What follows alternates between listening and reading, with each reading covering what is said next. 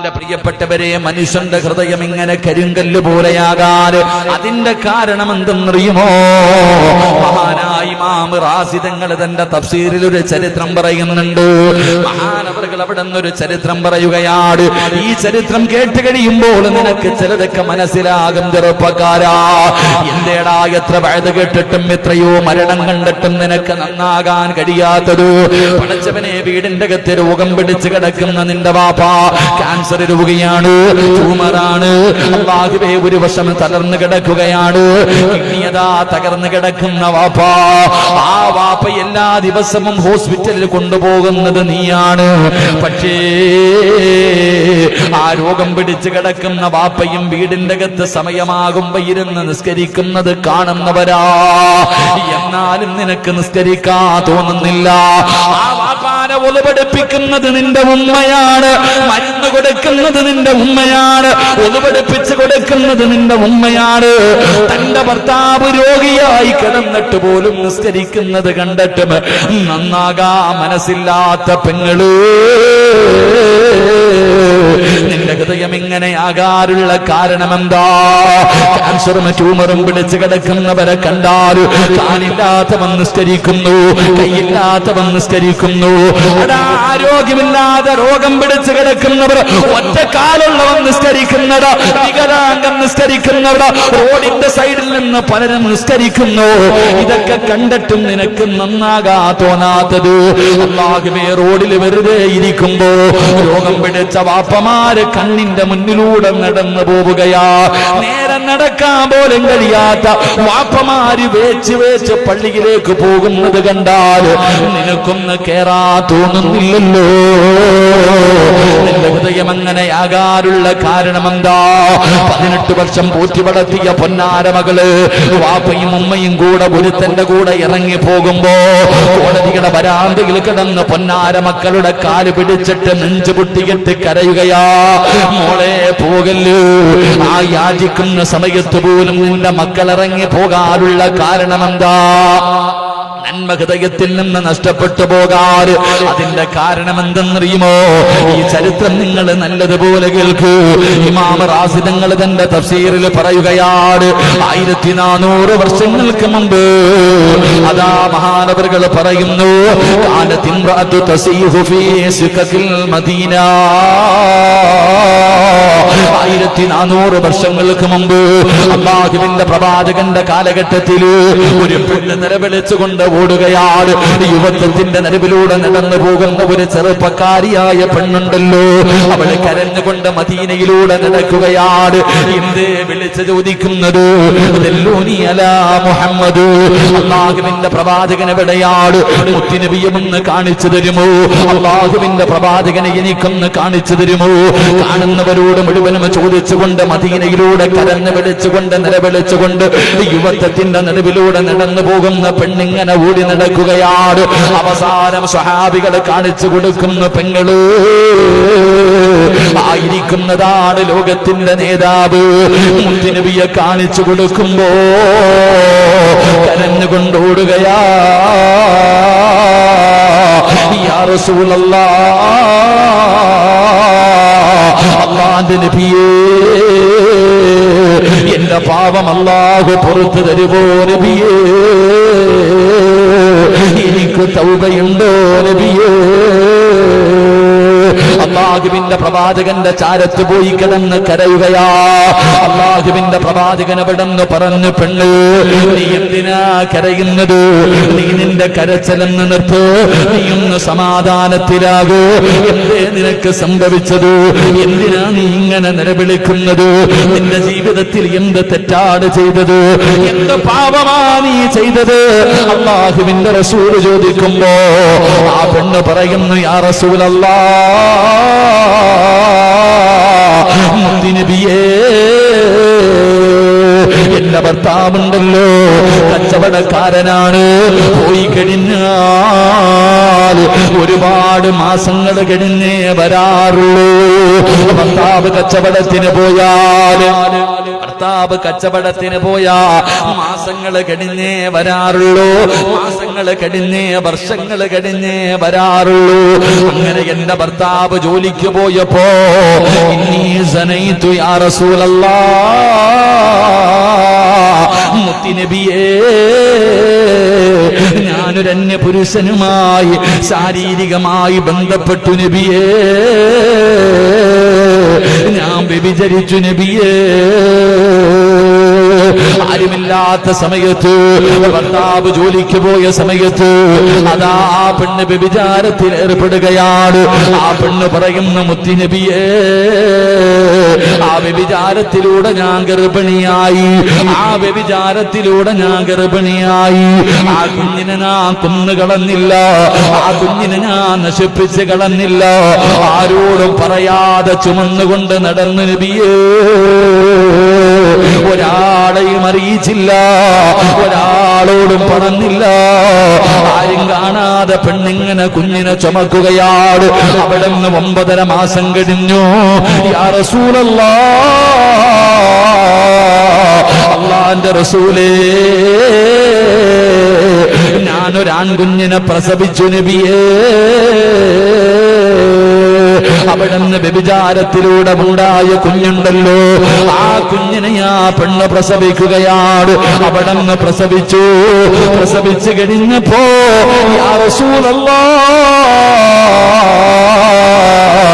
ആ ചോരക്കുഞ്ഞിന്റെ കഴുത്തു ഞെരിച്ചു ഞാനങ്ങ് കൊന്നുകളഞ്ഞു നബിയേ.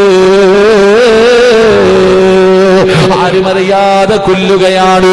9.5 മാസക്കാലം ഗർഭം ചുമന്ന് മരണവേദനയുടെ വേദനയെന്നെ പ്രസവിച്ചതെന്റെ പൊന്നാര മകന് അന്നെ കാണാതെ ആ പെണ്ണവിടന്ന് കഴുത്തു ഞെരിച്ചു കൊല്ലുകയാണ്.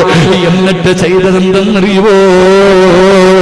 ഈ പെണ്ണിന്റെ ജോലി എന്തായിരുന്നെന്നറിയുമോ? ഈ പെണ്ണിന്റെ ജോലി എന്താണ്?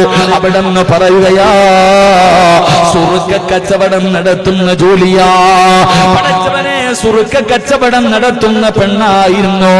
ഇന്നൊക്കെ വാറ്റുചാരായം ഉണ്ടാക്കുമല്ലോ, പട്ടിയെയും പൂച്ചയെയും ഒക്കെ ബാൽത്തറിയുടെ ഒക്കെ തല്ലി പൊട്ടിച്ചിട്ട് വാറ്റുചാരായം ഉണ്ടാക്കുമല്ലോ, പഴവർഗ്ഗങ്ങളെ ഭൂമിയുടെ അടിയിൽ കുടിച്ചിട്ട് ലഹരി വസ്തുവാക്കുമല്ലോ.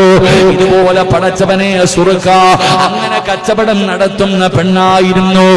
ആ പെണ്ണ് പറഞ്ഞു, യാ റസൂലല്ലാഹ്, എന്റെ കുഞ്ഞിന്റെ മയ്യത്ത് ഞാൻ എന്ത് ചെയ്തെന്നറിയുമോ? അവിടെന്ന് പറഞ്ഞു, ഏറ്റവും കൂടുതൽ വീര്യം കൂടിയ, ഏറ്റവും കൂടുതൽ പവറുള്ള ഒരു സുറുക്കയുടെ പാത്രത്തിന്റെ അകത്തേക്ക്, ഒരു സുറുക്കയുടെ കുപ്പിക്കകത്തേക്ക് എന്റെ കുഞ്ഞിന്റെ മയ്യത്തിട്ട് അടച്ചു വെച്ചു നബിയേ. ആ കുഞ്ഞിന്റെ ശരീരമുണ്ടല്ലോ, അതിനകത്ത് കിടന്ന് അഴുകുകയാ. അതിനകത്ത് കിടന്നിട്ട് മാംസങ്ങൾ മുഴുവനും അഴുകി അഴുകി അതിനകത്തേക്ക് അലിഞ്ഞു ചേരുകയാണ്. ആ പിഞ്ചു കുഞ്ഞിന്റെ എല്ലുകളുണ്ടല്ലോ, അതുപോലും ദ്രവിച്ചു പോവുകയാണ്. ഒരുപാട് നാളുകൾ ആ സുറുക്കയുടെ കുപ്പിക്കകത്ത് വെച്ച് അടച്ചു വെച്ചു. അവസാനം യാ റസൂലല്ലാഹ്, എല്ലാം അലിഞ്ഞു ചേർന്ന് കഴിഞ്ഞപ്പോ ഒരടയാളവും കാണാനില്ല, ഒരടയാളവും കാണാനില്ല. എല്ലാം അതിനകത്തേക്ക് അലിഞ്ഞു ചേർന്നപ്പോ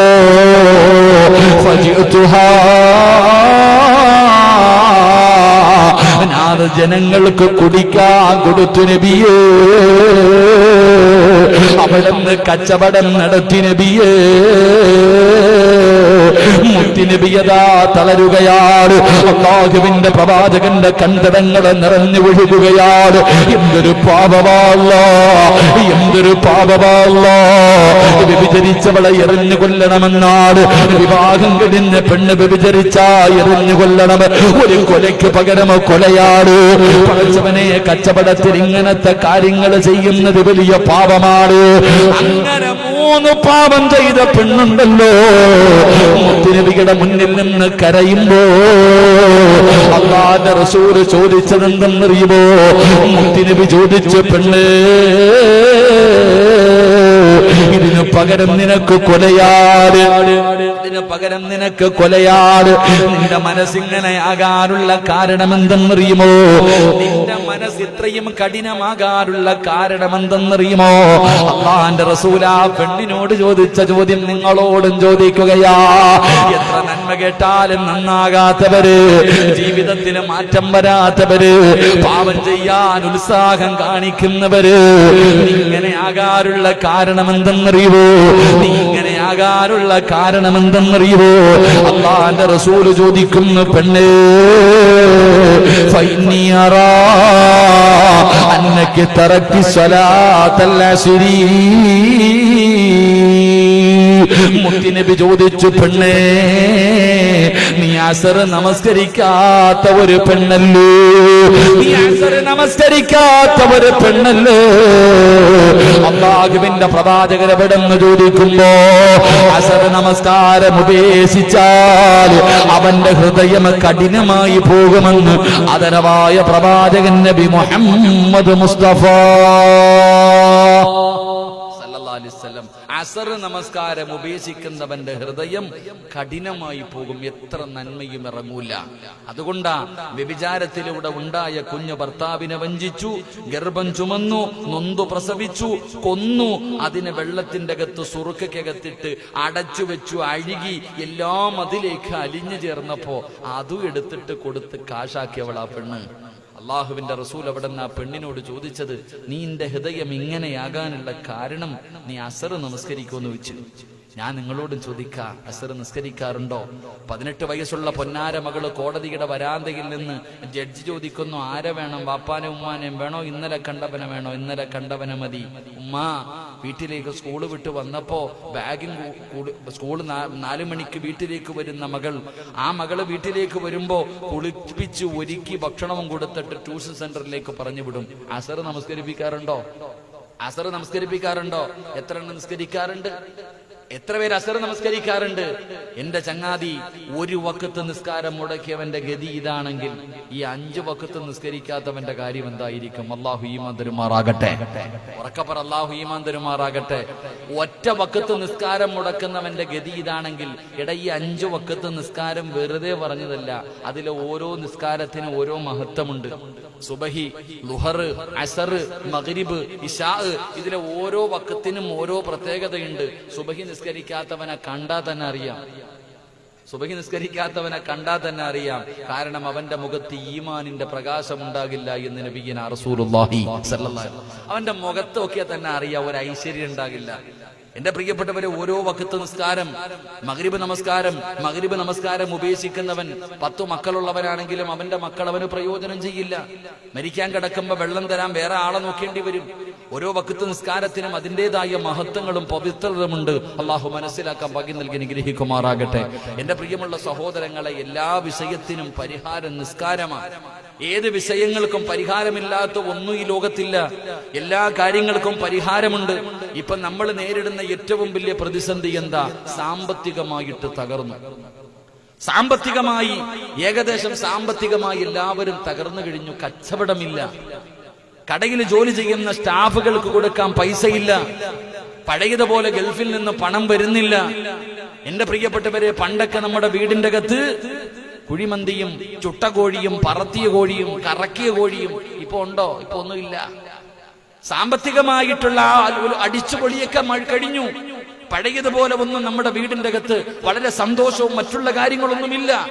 അതിന്റെ കാരണമാണ് സഹോദര പഠിക്കേണ്ടത്. അള്ളാന്റെ ഖുർആൻ ഒരുപാട് സ്ഥലങ്ങളിൽ ചോദിക്കുന്നുണ്ട്, നീ എന്തേ ചിന്തിക്കാത്തത്? എടാ, ബുദ്ധി ഉണ്ടല്ലോടാ, ചിന്തിക്കടാ. അള്ളാന്റെ ഖുർആൻ പറഞ്ഞതല്ലേ. ഞാൻ നിങ്ങളോട് ചോദിക്കുന്നു, എന്തേ നല്ല രീതിയിൽ സന്തോഷത്തോടു കൂടി ജീവിച്ചിരുന്ന നിന്റെ വീടിന്റെ അകത്ത് ഇത്രയും വലിയ പ്രതിസന്ധി വരാനുള്ള കാരണം എന്താ? നിങ്ങളോട് ചോദിച്ചാൽ നിങ്ങളൊറ്റ മറുപടിയെ പറയത്തുള്ളൂ. നിങ്ങളോട് ഞാൻ ചോദിക്കാം, നിങ്ങളുടെ വീടിന്റെ അകത്ത് ഈ ദാരിദ്ര്യം, ഈ ഒരു ചെറിയ ഒരു പ്രയാസം ഉണ്ടാകാനുള്ള കാരണം എന്താണെന്ന് ചോദിച്ചാൽ ഏകദേശം എല്ലാവരും പറയുന്ന ഒരു മറുപടി ഞാൻ പറയട്ടെ. ഏകദേശമുള്ള ഇന്നത്തെ മുസ്ലിമീങ്ങൾ പറയുന്ന ഒരു മറുപടി, ഉസ്താദെ, കേന്ദ്ര സർക്കാരിന്റെ ഭരണം ബാധിച്ചു ഉസ്താദെ. GST, നോട്ട് നിരോധനം, വെള്ളപ്പൊക്കം, ഇതൊക്കെ ഞങ്ങളുടെ വീട്ടിൽ ബാധിച്ചു. നിന്നെ തല്ലണോ കൊല്ലണോ നീ പറ. എന്റെ പ്രിയമുള്ള സഹോദരങ്ങളെ, ഈ സ്ഥലപ്പേരെന്താപ്പാ? ഈ ബദിയടക്ക ഉസ്താദ് കാട് പോലെ അടക്കണ ഈ നാടുണ്ടല്ലോ, ഈ ബദിയെടുക്കയിൽ കിടക്കുന്ന നിന്റെ വീടിന്റെ അകത്ത് നിന്റെ പെണ്ണും പിള്ളയ്ക്കും മക്കൾക്കും തിന്നാൻ ചോറില്ലാത്തതിന്റെ കാരണം കേന്ദ്ര സർക്കാരില്ലേ? പറ ചങ്ങാതി. എടാ, പറയുന്നതിൽ ഒത്തിരി ബോധമെങ്കിലും വേണ്ടേ? നോട്ട് നിരോധിച്ചത് കൊണ്ടാ നിന്റെ വീടിന്റെ അകത്ത് തിന്നാനില്ലാത്തത്? ഒരിക്കലുമല്ല. ഞാൻ പറയും നിന്റെ കയ്യിലിരിപ്പ് കൊണ്ടാണെന്ന്. അള്ളാഹു ഈമാൻ തരുമാറാകട്ടെ. ഉള്ളത് പറയുമ്പോ ഇഷ്ടപ്പെടൂല. അള്ളാഹു ഈമാൻ തരുമാറാകട്ടെ. എടാ, നിന്റെയും നിന്റെ പെണ്ണും പിള്ളേരും മക്കൾക്കും തിന്നാൻ ഭക്ഷണം ഇല്ലെങ്കിൽ അതിന്റെ കാരണം അവരാരുമല്ല, നീ ഒറ്റ ഒരുത്തൻ. ഇതെല്ലാം നീ വലിച്ചു വെച്ചതാ. അള്ളാഹു കാത്തിരക്ഷിക്കുമാറാകട്ടെ. തെളിവ് വേണോ? അള്ളാഹു കാത്തിരക്ഷിക്കുമാറാകട്ടെ. ഉറക്കപ്പറ, അള്ളാഹു കാത്തിരക്ഷിക്കുമാറാകട്ടെ. ഒരു തെളിവ് ഞാൻ ചോദിക്കട്ടെ, ഒരു തെളിവ്. നേരെ ഇരുന്ന എല്ലാരും ഉറക്കൊക്കെ വരുന്നുണ്ടാ? നേരെ ഇരുന്ന് ഉറങ്ങുന്നവനെ വിളിച്ചുണർത്ത്. ഞാൻ ഒരു തെളിവ് ചോദിക്കട്ടെ. എന്റെ പ്രിയമുള്ള സഹോദരങ്ങളെ, ഏറ്റവും കുറഞ്ഞ ശമ്പളത്തിന് ജോലി ചെയ്യുന്ന ആൾക്കാരാരെന്നറിയാവോ? ഏറ്റവും കുറഞ്ഞ ശമ്പളത്തിന് ജോലി ചെയ്യുന്നവൻ കിളയ്ക്കാൻ പോകാം, കൂലിപ്പണിക്ക് പോകാം, കിളക്കില്ലേ? ഈ ചങ്ങാതിയുടെ ഒരു ദിവസത്തെ ശമ്പളം എത്രയാണെന്നറിയോ നിങ്ങൾക്ക്? എത്ര ആയിരിക്കും? പറയും. നിങ്ങളുടെ നാട്ടിലെ കാര്യം പോകട്ടെ. രാവിലെ 8 മണിക്ക് വരും എന്റെ വീട്ടിലൊരാൾ. ഞാൻ ഈ അടുത്തൊരാളെ ജോലിക്ക് വിളിച്ചു. 8 മണിക്ക് വരും, 1 മണിക്ക് പോകും. 600 രൂപയാണ് ശമ്പളം. അത് കഴിഞ്ഞാൽ പിന്നെ പൈസ കൂടും. ഈ വീട് കെട്ടാൻ വരുന്ന ആളുണ്ടല്ലോ, മേശിരി, ഇവിടെ എന്താ പറയാ, മേസ്തിരി. ഓന്റെ ശമ്പളം 1300 രൂപയാ. 4 മണി കഴിഞ്ഞ പിന്നെ 1500. മനസ്സിലാക്കണം, സമയം. അവന്റെ കൂടെ സിമെന്റ് കുഴച്ചു കൊടുക്കാൻ ചങ്ങാതി ഉണ്ടാവും. ഓൻ 1100. പിന്നെ ഒരു ചേച്ചി ഉണ്ടാകും. ആ ചാച്ചിക്ക് പിന്നെ 1000 ഉണ്ടാവത്തുള്ളൂ. ആശാരി വാതിലും ജനലൊക്കെ ഉണ്ടാക്കണ ചങ്ങാതി, അവന് പിന്നെ ചോദിക്കണ ആശ. ഇവർക്ക് എല്ലാവർക്കും ഒരു ദിവസം എങ്ങനെ പോയാലും 500 രൂപയ്ക്ക് പുറത്തോട്ടാ ഇവർക്കൊക്കെ ശമ്പളം. എങ്കിൽ അള്ളാഹുവിന്റെ പള്ളി ജോലി ചെയ്യുന്ന ഉസ്താദിന്റെ ശമ്പളം നിങ്ങൾക്ക് അറിയാവോ? അള്ളാഹുടെ പള്ളിയിൽ ജോലി ചെയ്യുന്ന ഖത്തീബന്മാരില്ലേ, മുഅദ്ദിന്മാരില്ലേ, മുദർരിസീങ്ങളില്ലേ, നിങ്ങളുടെ മക്കളെ ഇൽമു പഠിപ്പിക്കുന്ന ഉസ്താദന്മാരില്ലേ? ആ ഉസ്താദിന്റെ ഒരു ദിവസത്തെ ശമ്പളം എന്താന്ന് ഇന്ന് വരെ നിങ്ങൾ ആരെങ്കിലും ചിന്തിച്ചിട്ടുണ്ടോ? ഇവിടത്തെ ഉസ്താദന്മാർക്കൊക്കെ നല്ല ശമ്പളം ഉണ്ടാകും, എനിക്കറിയില്ല. ഞാൻ പൊതുവായിട്ട് ചോദിക്കാം. ഒരു ഉസ്താദിന്റെ ഒരു ദിവസത്തെ ശമ്പളം 75 രൂപ, 80 രൂപ, കൂടിപ്പോയാൽ 100 രൂപ. 3 പൊറോട്ട, ഒരു മുട്ടക്കറി, ഒരു ഉഴുന്നുവട, ഒരു ചായ. അല്ലാഹു ഈമാൻ തരുമാറാകട്ടെ. ഉസ്താദിന്റെ ഒരു ദിവസത്തെ ശമ്പളമാ ഞാൻ പറഞ്ഞു. എന്ന ലോകത്ത് ഏതെങ്കിലും ഉസ്താദ് പട്ടിണി കിടക്കുന്നുണ്ടോ? ഏതെങ്കിലും പള്ളിയിൽ ബാങ്ക് വിളിക്കണം മുഅദ്ദിൻ സാഹിബിന്റെ ഭാര്യയും മക്കളും പട്ടിണി കിടക്കാനായിട്ട് തെളിയിക്കാൻ പറ്റുമോ? ഇല്ല. എന്തേ കാരണം? അപ്പൊ നിങ്ങൾ പറയും, ഉസ്താദെ അള്ളാഹു അവർക്ക് ബർക്കത്ത് ചെയ്തിട്ടുണ്ടല്ലോ. ബർക്കത്ത് എന്ന് പറഞ്ഞാൽ ഓസിന് കിട്ടുന്ന സാധനമല്ലല്ലോ, അത് ഓസിന് കിട്ടണമല്ലല്ലോ. എന്റെ പ്രിയപ്പെട്ട സഹോദരങ്ങളെ, ഞാൻ ചിരിക്കാൻ പറഞ്ഞതല്ല. ഉസ്താദിന്റെ വീട്ടിലും ചോറ് വേണം. കടയിൽ പോയിട്ട് ഫാത്തിഹ ഓതിയ അരി കിട്ടുവോ? പച്ചക്കറി കിട്ടുവോ? പറട ചങ്ങാതി കിട്ടോ? ഇല്ലല്ലോ. അവിടെ പൈസ എടുക്കണ്ടേ? എന്റെ ഉസ്താദിന്റെ വീട്ടിലും പാല് വാങ്ങണ്ടേ? ഉസ്താദിന്റെ മക്കളെയും ട്യൂഷന് വിടണ്ടേ? ഉസ്താദിന്റെ ഭാര്യയ്ക്കും പെണ്ണുമ്പിള്ളയ്ക്കും മുകളിൽ നിന്നൊന്നും വരൂല്ലല്ലോ. അവക്ക് ചുരിദാറും മാക്സിയും ഫർദയൊക്കെ വാങ്ങിച്ചു കൊടുക്കണ്ടേ? എന്റെ പ്രിയപ്പെട്ടവരെ, അവസാനം വീട്ടിലെ ചെലവെല്ലാം കഴിഞ്ഞു. ഉസ്താദിനാകെ പള്ളിയിൽ നിന്ന് കിട്ടുന്നത് 10,000 രൂപ. അതിനകത്ത് പാല് വാങ്ങണം, പത്രം വാങ്ങണം, ഭാര്യയ്ക്ക് ഭക്ഷണം കൊടുക്കണം, മക്കൾക്ക് ഭക്ഷണം കൊടുക്കണം, ട്യൂഷന്റെ പൈസ കൊടുക്കണം, വസ്ത്രം വാങ്ങണം, അത് കൊടുക്കണം, ഇത് കൊടുക്കണം. ഇതെല്ലാം ചെയ്തിട്ടും ഉസ്താദിന് ബാക്കിയാ പൈസ കൊണ്ട് ബാങ്കിലിടാ. അല്ലാഹു ഈമാൻ തരുമാറാകട്ടെ. അല്ലാഹു ഈമാൻ തരുമാറാകട്ടെ. ഉസ്താദിന് 15,000 രൂപ കിട്ടിയുള്ളെങ്കിലും ഉസ്താദ് 25,000-50,000 രൂപ മാസം വാങ്ങുന്നവന്റെ ഭാര്യയും മക്കളും ജീവിക്കുന്നതിനേക്കാളും അടിച്ചു പൊളിച്ചാ ജീവിക്കണേ. അത് മനസ്സിലാക്കണം. അതുകൊണ്ടാണല്ലോ ഉസ്താദന്മാർക്ക് പെണ്ണ് കെട്ടിച്ചു കൊടുക്കാത്തത്. ഉസ്താദന്മാർക്ക് കെട്ടിച്ചു കൊടുക്കത്തില്ലല്ലോ, ഗൾഫുകാരനെ മാത്രമേ കെട്ടിച്ചു കൊടുക്കൂ. അതാ വീടിന്റെ അകത്ത് പോയിരിക്കണേ. ഉസ്താദന്മാരെ പോലെ സന്തോഷത്തോടു കൂടി ജീവിക്കണം. ഉസ്താദന്മാരുടെ ഭാര്യമാരോട് ചോദിക്കണം എങ്ങനെയുണ്ടെന്ന് ജീവിതം. ഉസ്താദന്മാരുടെ ഭാര്യമാരോട് ചോദിക്കണം എങ്ങനെയുണ്ട് ജീവിതം. എന്റെ പൊന്നാരാമന് എന്നാ ജീവിതം എന്നറിയോ? പൊളിക്കണ ഉസ്താദന്മാരുടെ ഭാര്യമാരാ. കാരണം എന്താ ഹാപ്പി എന്നറിയോ? ഉസ്താദ് ആഴ്ചയിൽ 2 ദിവസം വീട്ടിൽ വരാറുള്ളൂ. ഗൾഫിൽ നിന്ന് വരണേ അറിയോ? ഭാര്യ ഒരുങ്ങി മൈലാഞ്ചി ഇട്ടിട്ട് വീടിന്റെ മുന്നിൽ നിൽക്കാം. അച്ചപ്പോ ഒരിച്ചപ്പോ വരും. അതൊരു സന്തോഷമുള്ള ജീവിതം. അള്ളാഹു ബർക്കത്ത് നൽകുമാറാകട്ടെ. അപ്പൊ ഞാൻ പറഞ്ഞത്, കേവലം ഏറ്റവും കുറഞ്ഞ ശമ്പളം വാങ്ങുന്ന ഈ ഉസ്താദന്മാര് ഇത് കേട്ടിട്ട് ഉസ്താദിന്റെ ശമ്പളം വെട്ടി കുറച്ചേക്കരുതേട്ടാ, വർക്കുന്നുണ്ടെന്ന് പറഞ്ഞിട്ട്. അങ്ങനാണല്ലോ. ചിലർക്ക് പിന്നെ ശമ്പളം കൊടുക്കാൻ മടിയാ, അവന്റെ വീട്ടിൽ നിന്ന് എടുത്തു കൊടുക്കണ പോലെ. ഉസ്താദന്മാര് വന്ന് ശമ്പളം കൂട്ടി ചോദിച്ചാ അങ്ങോട്ട് കൊടുക്കാൻ മടിയുള്ള ചില ആൾക്കാരുണ്ട്. അവന്റെ പോക്കറ്റിൽ നിന്ന് എടുത്തു കൊടുക്കണ പോലെ. പള്ളിയുടെ പൈസടാ, കാട്ടുകാർ തന്നെയല്ലേ, അവർക്കെന്തേ? അവർക്കും ഭാര്യയും മക്കളുണ്ട്, അഭിമാനത്തോടു കൂടി ജീവിക്കണം. അള്ളാഹു ഇസ്സത്ത് നിലനിർത്തുമാറാകട്ടെ.